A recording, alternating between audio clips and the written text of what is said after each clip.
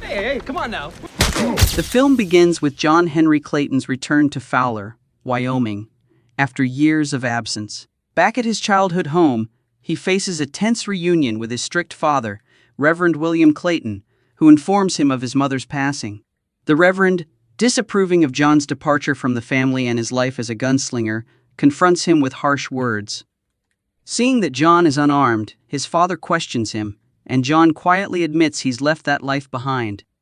Later, John visits his mother's grave alone. Sometime after, he and his father head into town for supplies. Most townspeople hardly recognize him, but the store owner, Mr. Parsons, remembers him as the young man who went off to war. John's father then sends him to the saloon to fetch some cider. At the saloon, when John reveals he's the Reverend's son, a thug named Frank Tillman mocks him for being unarmed.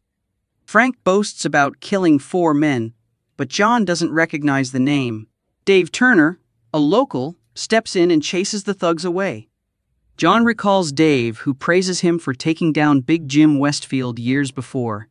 Yet John, determined to avoid violence, quietly replies that he's not looking for trouble and walks away. Reverend Clayton reveals that James McCurdy, a wealthy businessman, has been hiring men like Frank and even skilled gunslingers like Dave to pressure local farmers into selling their land for railroad expansion. He questions whether John's return is connected to these troubles, but John firmly denies it. Later, John is seen chopping trees to clear a field on their property, a task his mother had always dreamed of finishing but never got the chance to. That night, the Reverend urges John to attend church, hoping it will lead him back to faith and away from a violent past. John brushes off the suggestion. The next morning, while his father goes to the service, John remains behind, continuing his work in the field. After church, the townsmen gather, tense and worried, debating whether to hire gunmen now that their sheriff has mysteriously disappeared overnight. Reverend William firmly rejects the idea, insisting that violence will only escalate the conflict. He assures the townsfolk that he's already contacted the U.S. Marshal for help. But the townspeople respond with bitter skepticism, arguing that the law never comes to aid the poor because it has never cared about them. Meanwhile, as John works in the field, he's taken aback by a visit from Mary Alice, his former love, who has heard of his return. Mary Alice confides that she's been married to Tom Watson for 8 years and now has a son. She admits she waited for John, but after years of silence, she had no choice but to move on. Meanwhile, in town, Frank and his gang set their sights on Daniel Peterson, intent on driving him off his land. When Peterson confronts them, Frank viciously beats him in front of the whole town. John witnesses the attack and steps in calmly, asking Frank to stop so he can help Peterson home. When Frank taunts him, demanding to know what he'll do, John quietly replies, "Nothing." Frank backs down, and the townspeople assist John in carrying Peterson away. That evening, over dinner, John's troubled expression reveals the weight of what he witnessed. John opens up about the war, confessing that witnessing the deaths of good, God-fearing men shook his faith and made him question God's existence. His father, angered, accuses John of choosing that path, going to war to kill. The next day, Dave, Frank, and their gang arrive at Peterson's farm.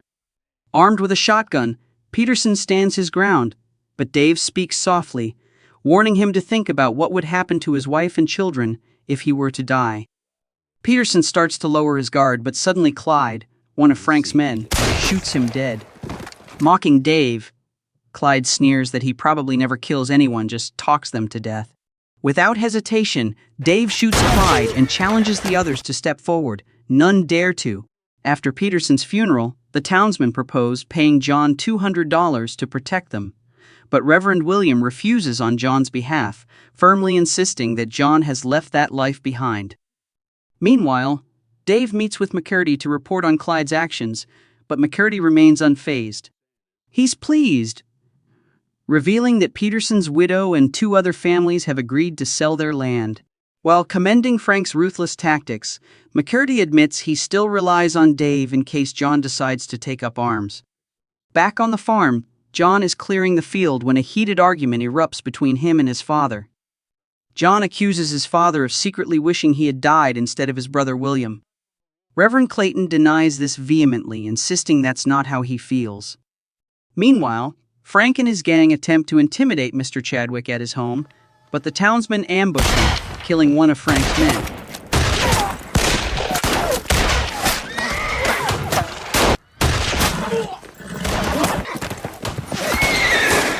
The survivors, including a wounded Frank, are forced to flee.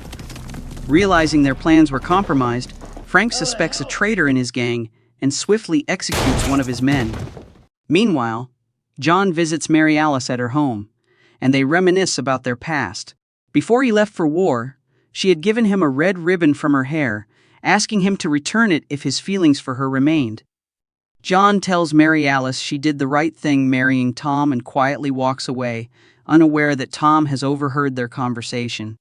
Later that night, Tom asks Mary Alice about her feelings for John. She reassures him firmly, affirming that he is her husband and she has no regrets. Yet, it's revealed that John still keeps the red ribbon hidden away. Meanwhile, McCurdy reprimands Frank for bungling the situation with the townsfolk, warning that his reckless behavior could spark a violent backlash. The next day, Frank kills Chadwick, and soon after, Chadwick's widow, defeated but defiant, sells the land to McCurdy, vowing to spit on his grave when justice finally comes. Meanwhile, John and his father are in town buying supplies when Frank and his gang show up, rudely cutting in line. Frank deliberately spills his drink, then publicly humiliates John by forcing him to clean it up. John reluctantly complies, but as he turns to leave, the gang ambushes him outside and brutally beats him.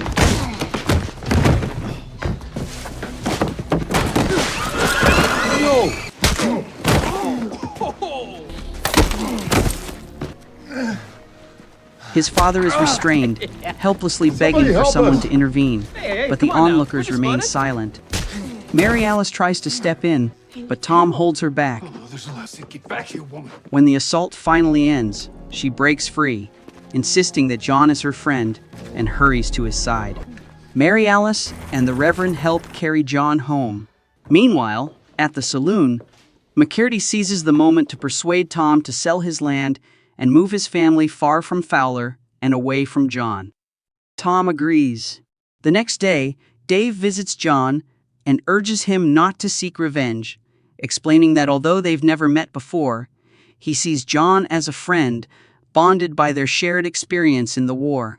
John calmly reassures Dave that he has no intention of stirring up trouble.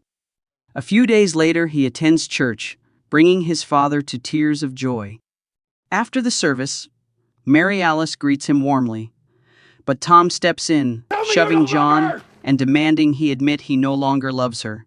John says nothing and walks away in silence. Realizing he had misjudged John and that he wasn't trying to come between him and Mary Alice, Tom decides to cancel the sale of his land. He confronts McCurdy and firmly tells him he's changed his mind. Enraged, McCurdy reminds him of their deal and threatens consequences. Later, John prays alone in the church, and his father quietly joins him in a moment of shared peace.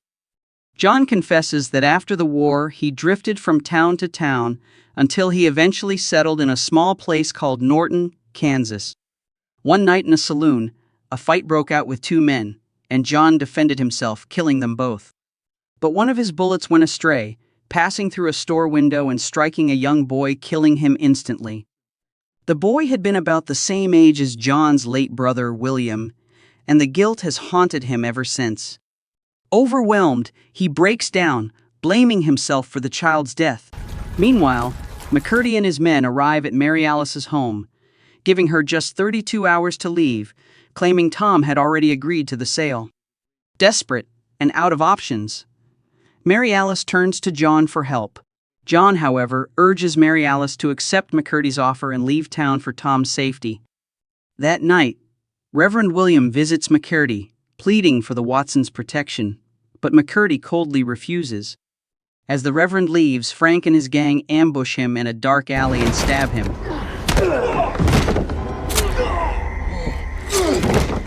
Fortunately, A group of townsfolk discovers him and rushes him to the doctor.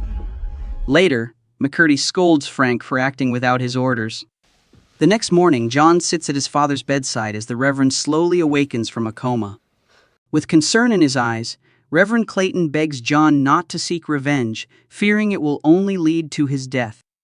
But John remains composed, gently explaining that it won't end unless someone puts a stop to it, and this is the only way he knows how.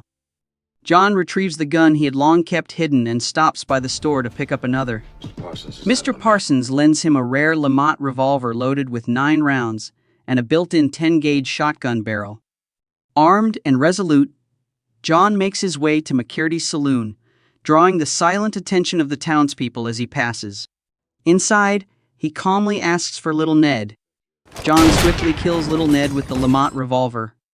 With guns drawn, he warns the remaining men in the saloon to leave if they don't want to die. Those who hesitate quickly scatter. With deadly precision, John takes down the rest, sparing only Frank, who flees upstairs only to be shot in the head moments later. As John steps outside the saloon, he is met by Dave. John tells Dave to walk away, but Dave refuses, bound by his duty. They prepare to draw. John admits the Lamont's weight puts him at a disadvantage and asks for a moment to step back inside for his Colt. Dave agrees. Instead of returning to the showdown, John goes upstairs to confront McCurdy. McCurdy stands nervously by the window, his gun shaking in his hand, but John is quicker. He shoots McCurdy, sending his body crashing through the glass to the street below. With McCurdy dead, Dave lowers his weapon, freed from his obligation, and lets John walk away. Knowing bounty hunters and fortune seekers will soon come after him, John decides it's time to leave town. His father pleads with him to stay, but John assures him they will meet again. He rides off into the fading horizon. A year later, when Mary Alice passes away, John doesn't attend her funeral, but a faded red ribbon is found tied to her headstone. After his father's death, John never returns. If you enjoyed this video, please hit the like button. If not, hit the dislike button twice just to be sure. Thank you for watching.